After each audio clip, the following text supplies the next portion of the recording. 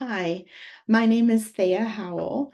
I'm a writer originally from upstate New York. I've lived here now in Raleigh for a little over 25 years.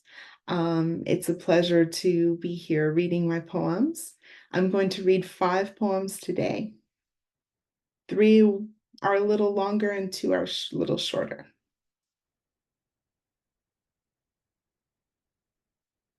New landscapes. Someone laid pieces of broken sheetrock in the grass, where a hammer was also tossed aside. Against the lush memory of small hanging grapes, the dried vines twist up post and lintel designs in the open field, where now, after the watch of a grandmother who once tended the sourness, only a chair remains. Nearby in a gravel field, the third generation of children are playing, kicking up the dirt and discussing the lines where they've placed metal coffee cans as field markers. Also, strangely found in several rusted, abandoned trucks, there are things which no one can claim. The children might use them, running around one united flash of light-colored clothes drawing on a line. Listen, the highway is behind them, rolling like a dry ocean in the ear. The future gatherings, also those past, formed somewhere in the grass. Tables are bent up, one upon the other, and the children are called in by the Greek voices they're just learning, their names also one upon the other. They go in, wearing down the grasses like carpet. For those who inhabit the yard, discovering the scattered seeds of eaten fruit and dead field mice, Praetorian practices form a makeshift grease in the yard. Open windows from the nearby house communicate the inhabitants' voices and odors across rock and roof. Dogs lie down with heated purpose, replacing the roaming goats from far islands. Love has both birthed and broken everything, pushed aside a low sun scraping the yard.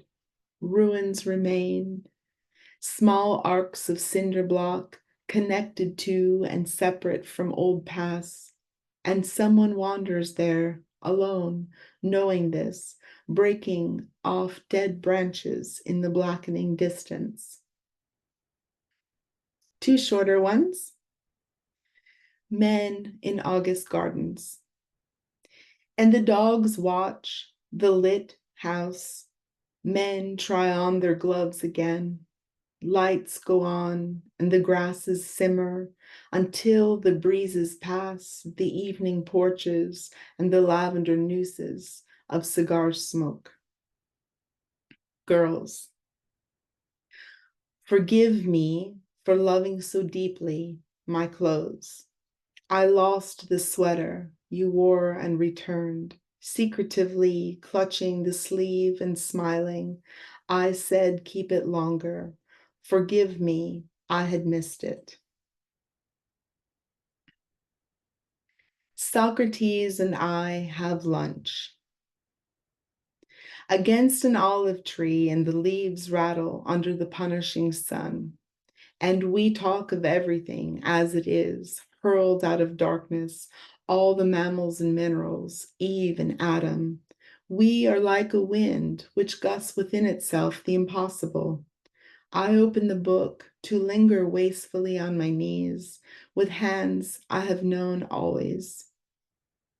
From a great darkness, ruins stand taller than they were at first, when night's darkness filled unlit palace walls, and the virtues remain as ancient poses. That is all I know today. We know nothing but virtue of the lives before us.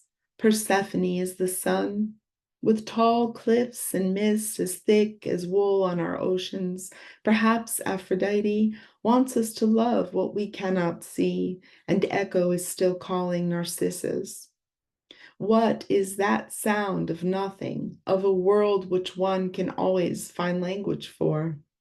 The thin needle of the chronometer falling, the sun recoiling and the barometer rising. He says that in this world we are but a few generations of swollen olives underneath the bronzing sun. But what I want to ask is what darkness we will belong to again, what war will make a ruin of our aimless earth, our hearts here beneath the sun, what will strip the sun from our eyes. Will we know ourselves in darkness as dim as light here? I tell him I will search for him. At the highest point of the sun upon us, the world in light is difficult and far from the great beginning of darkness. Beyond the tree where we meet, that mindful darkness waits for us. What was it like, I ask, to die, having so much to say, to belong again to the dark beginning, and in that darkness to hear the sounds of the grass and the mammals and the minerals, a word and the fruit, the dead, water and fire, and the sound of the moon, to hear the shadow of the worldly orator stand above you only with a silence in his eyes. Here by the olive tree, I have seen the sun reflect our earth and moon. That is enough. We have reduced the moon to a little girl. Heliocentric, we love and are amused. That is enough. I close the book. That was the poem that was published very late 90s in an anthology by Bright Hill Press called Out of the Catskills and Just Beyond. And this last poem is called Santorini. Santorini.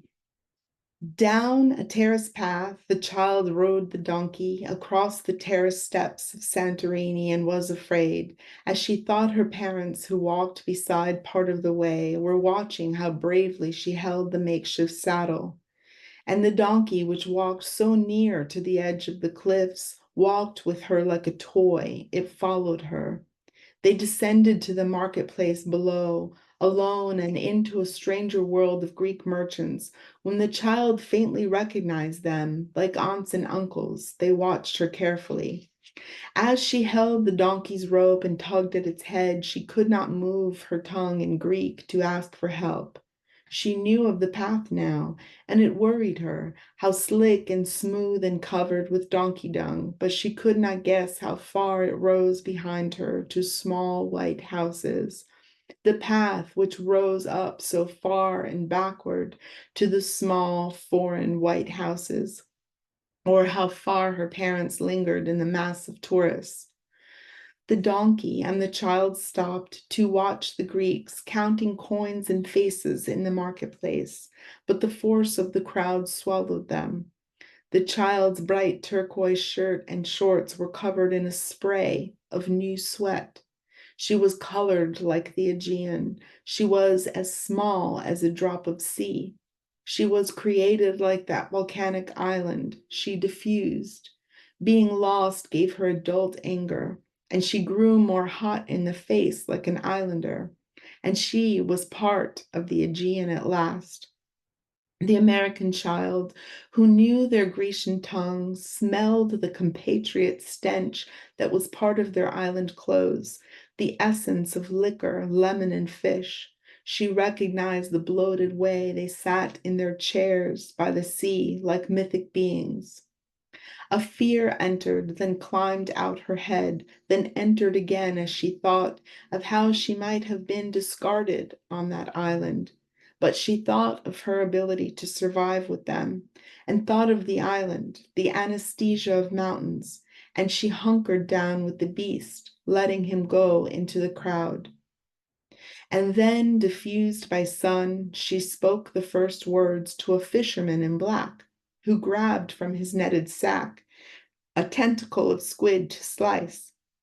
He handled it roughly over a broken table and sliced it against the whitewashed stone until the black inks poured from the body's vessel like the heaviness of anemia. He sliced and turned the terrible head in the tool of his hand until the image embedded in the child and relinquished the child's fear. Their masculine laughter had a strange spice.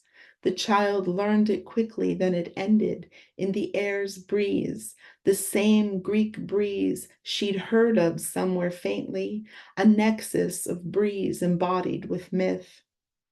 When they ended the kill, the first fisherman took 2 cans of paint and splattered them over the god rock where he sliced. It covered like a rain after sacrifice. And for the sake of their child, whose eyes were now familiar to them and now belonged, they offered a cup of their wine. She drank it until far from her child's view, the parents descended. Thank you so much for listening. I appreciate it. Thank you.